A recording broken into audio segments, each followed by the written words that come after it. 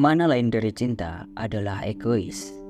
Ketika kita mencintai, yang terpenting bukan tentang orang lain, melainkan kita mencintai diri kita sendiri karena sedang jatuh cinta. Tapi apakah cinta memang seperti itu? Nah, dalam pembahasan ini kita akan mencari tahu bagaimana filosofi cinta dan juga fokus membahas pemikiran cinta menurut Max Stirner, seorang filsuf yang dikenal karena pemikiran egoisme radikalnya dan juga salah satu pencetus nihilisme.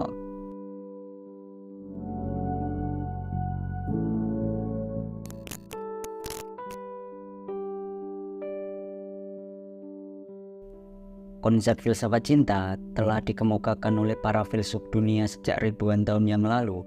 Para filsuf mengemukakan pandangan filosofisnya mengenai cinta tidak hanya melalui tulisan, tetapi juga melalui syair-syair, musik, dan lain-lain. Plato merupakan salah satu tokoh filsuf dunia yang berasal dari Yunani yang terkenal dengan pemikirannya yang cemerlang. Ia bukan hanya seorang filsuf, melainkan juga seorang matematikawan. Pemikiran Plato yang terkenal selain tentang ide adalah tentang cinta platonis. Cinta platonis sebenarnya bukan suatu konsep yang dikemukakan langsung oleh Plato, namun konsep ini lahir dari pemikiran-pemikiran Plato yang tertuang dalam karyanya. Inti dari konsep cinta platonis adalah sejenis cinta yang tidak seksual atau romantis. Jenis cinta ini melibatkan kasih sayang tanpa adanya ketertarikan, baik secara romansa maupun seksual. Berbeda dengan itu, di abad modern, salah seorang tokoh eksistensialis, yakni Paul Tillich, juga memberi pendapat tentang cinta. Menurutnya, cinta merupakan suatu hal yang berkuasa dalam menggerakkan kehidupan. Cinta layaknya sebuah motor utama yang menggerakkan roda kehidupan. Secara sederhana, adanya kehidupan tidak akan menjadi aktual apabila tidak ada cinta yang mendorong. Konsep ada menjadi tidak pernah ada tanpa adanya cinta.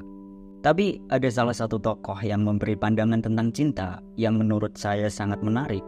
Ia adalah Stirner. Menurut Stirner, cinta itu adalah egois karena tentang memuaskan keinginan kita. Selain itu, ia juga menyatakan sesuatu yang lebih kontroversial, bahwa ketika kita mencintai, yang terpenting bukan tentang orang lain, melainkan kita mencintai diri kita sendiri karena sedang jatuh cinta.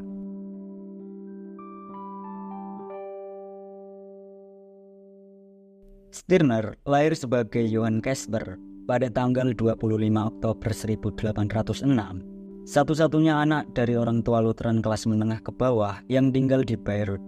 Stirner awalnya adalah nama panggilan yang dihasilkan dari dahi yang besar, kemudian dibesar-besarkan dengan cara dia menyibakkan rambutnya ke belakang, dan baru kemudian membentuk Max Stirner. Lalu sebutan itu ia adopsi sebagai nama samaran sastra dan nama panggilannya. Ayahnya telah meninggal ketika dirinya baru berusia 6 bulan dan dia dibesarkan oleh ibunya yang kemudian menikah lagi. Dan kemudian ketika ibunya pindah ke Bayreuth, Stirner diasuh oleh bibinya. Stirner bersekolah di gimnasium lokal yang terkenal. Stirner kemudian melanjutkan studi sarjananya dengan sedikit perbedaan akademis di Universitas Berlin, Erlangen, dan Königsberg. Di Berlin, ia diketahui mengikuti 3 rangkaian kuliah yang diberikan oleh Hegel tentang filsafat agama, tentang sejarah filsafat, dan tentang filosofi semangat subjektif yang menyangkut psikologi individu termasuk pemikiran dan kemauan. Menjelang akhir karir universitasnya, Stirner menghabiskan sebagian besar waktunya untuk urusan keluarga karena kesehatan mental ibunya yang memburuk. Pada tahun 1832, ia kembali bersama ibunya ke Berlin dan berusaha berlatih sebagai guru. Stirner memiliki pekerjaan yang tidak tetap, termasuk 18 bulan bekerja tanpa bayaran sebagai guru bahasa Latin. Antara tahun 1839 dan 1844, Stirner mempertahankan kehidupan ganda di Berlin. Dia memperoleh posisi di sekolah perempuan swasta terkemuka dan menghabiskan 5 tahun berikutnya mengajar sejarah dan sastra, membangun reputasi sebagai guru yang sopan dan dapat diandalkan dalam prosesnya. Namun, jauh dari jabatannya sebagai pengajar, Stirner mulai sering mengunjungi tempat-tempat intelektual Berlin. Pada bulan Mei 1856, saat masih hidup dalam kemiskinan di Berlin, Stirner mengalami demam saraf setelah disengat serangga di lehernya. Setelah remisi singkat, dia meninggal pada 25 Juni dalam usia 49 tahun 8 bulan. Kematiannya tidak diketahui oleh dunia luar.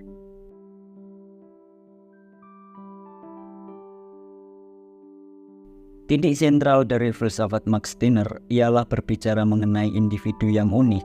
Menurut Max Stirner, banyak orang sekarang kehilangan entitas individunya hanya karena kehidupan yang membelenggunya.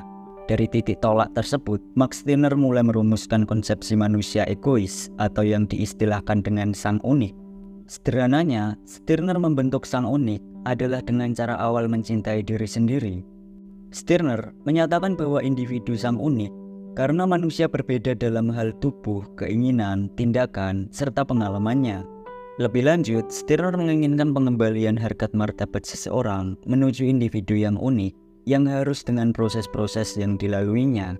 Sang unik sendiri merupakan bentukan dari sebuah individu yang mampu menguasai dirinya, di mana individu sang unik mampu untuk menolak tunduk pada otoritas apapun. Dengan tegas, Stirner mengatakan, tidak ada yang lebih bagiku kecuali diriku sendiri. Pernyataan tersebut seperti menggambarkan sebuah manusia yang adik kuasa atau maskulin, karena Max Stirner sendiri dalam konsep manusia egoisnya menuntut seseorang agar berkuasa atas dirinya sendiri. Dalam hal ini bisa dikatakan bahwa corak dari sang unik dari Stirner merupakan representasi dari filsafat eksistensialisme, yang dimana seorang manusia dituntut untuk menjadi subjek atas dunianya sendiri. Lebih lanjut dalam memahami manusia egois dari Stirner ini, Max Stirner dalam bukunya yang berjudul The Unique and Its Property menyatakan bahwa jika egoisme melekat pada Tuhan, Raja, atau Sultan, kenapa itu tidak melekat pada saya? Mengapa selalu hanya si egois individu yang benar-benar ada ini yang diremehkan? Padahal penguasa dunia yang hanya imajiner justru begitu dipuji. Dari pernyataan demikian, menunjukkan bahwa Stirner menginginkan sifat egoisme agar bisa melekat pada para individu, dan secara tidak langsung juga, Stirner dalam pernyataannya mempertanyakan keegoismean dari Tuhan, yang dari situ membuat Stirner berpikir bahwa seorang individu juga tentu bisa bersifat egoisme, seperti halnya egoisme yang melekat pada Tuhan.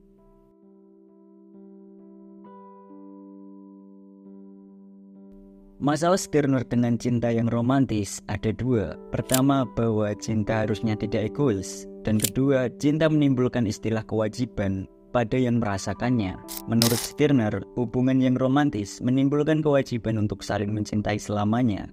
Konsekuensi dari hubungan yang romantis adalah timbulnya hal-hal yang menuntut persetujuan dan pengorbanan diri, dan itu dilakukan untuk atau demi orang lain.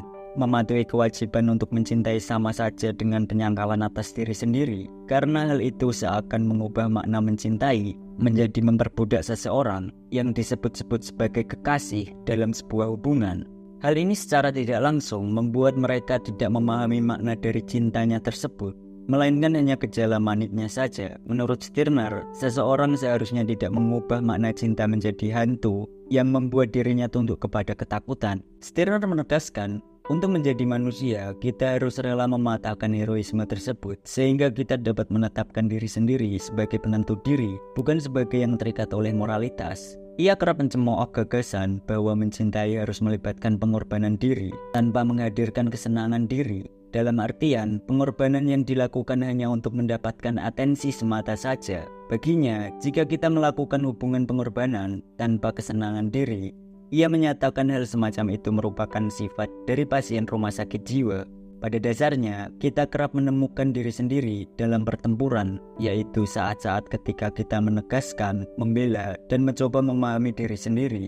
Oleh karena itu, kita sebagai individu memang ditakdirkan untuk menyendiri dulu sebelum memahami apa itu arti cinta yang sesungguhnya. Stirner menggali lubang yang sulit untuk diseberangi jembatan manapun yang dapat membawa manusia ke dalam hubungan antar manusia yang senantiasa berkelanjutan, seperti romantisme.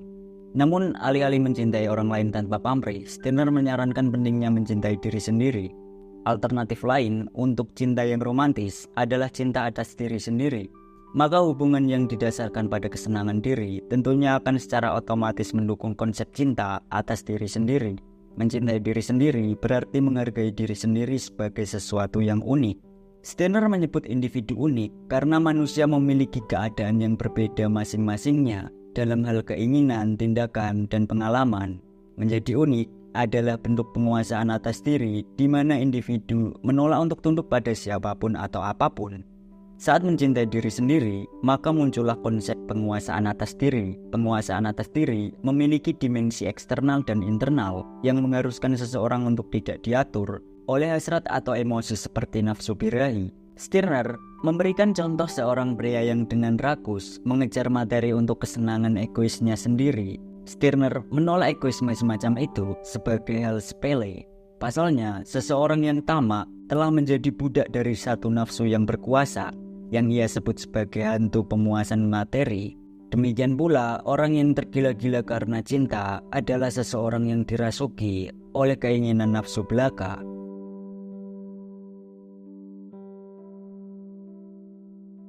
Mencintai diri sendiri melibatkan kesadaran bahwa seseorang menciptakan dunia bagi diri sendiri dan bagi orang lain.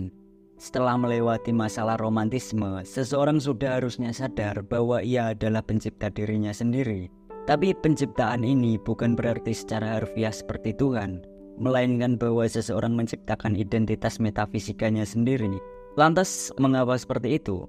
Karena pada dasarnya, eksistensial seseorang tidak pernah ditentukan sebelumnya, atau dalam kata lain dia adalah seseorang yang pertama kali ada di dunia ini dan bebas untuk menciptakan dirinya sendiri melalui tindakan dan proyeksinya. Itulah mengapa Stirner menganggap bahwa setiap individu adalah unik. Seseorang bebas menggunakan kreativitasnya untuk menegaskan dirinya sebagai individu yang berdaulat. Untuk memiliki dirinya sendiri, seorang pencinta akan menjadikan dirinya sebagai kekasih yang unik.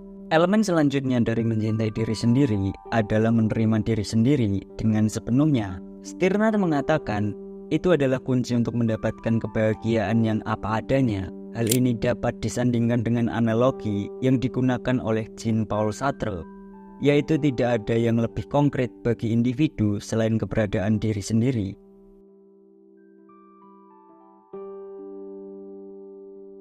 Setelah melewati elemen-elemen tentang diri sendiri hingga memahami nilai-nilainya, barulah kita beranjak ke orang lain.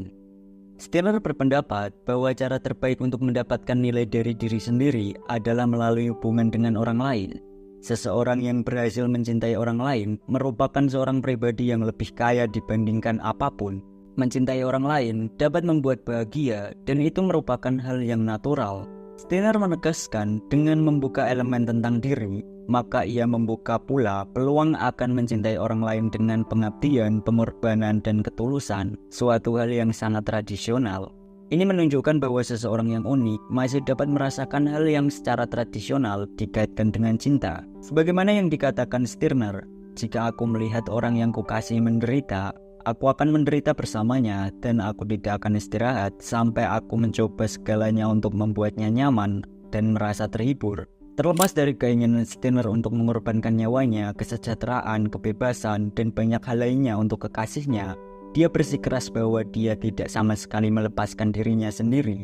Dia rela mengorbankan segalanya kecuali kepemilikannya, yaitu prinsip-prinsip pilihannya sendiri, yang dengan itu mendefinisikan dirinya.